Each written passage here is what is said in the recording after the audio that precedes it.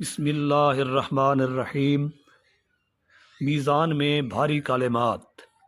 سبحان اللہ و بحمدہ عدد خلقہ ورضا نفسہ وزنۃ عرشہ ومداد کلماتہ۔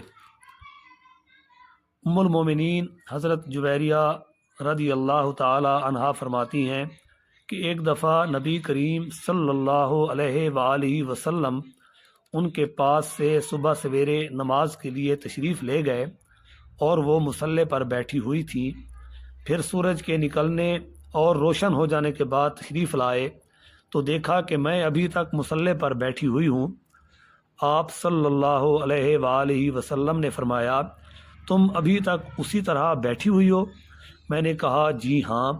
آپ صلی اللہ علیہ وآلہ وسلم نے ارشاد فرمایا، میں نے تمہارے پاس سے جانے کے بعد 4 کلمات 3 مرتبہ کہے ہیں، اگر ان کو تمہارے آج کے تمام اذکار کے مقابلے میں وزن کیا جائے تو وہ کلمات بھاری ہو جائیں گے۔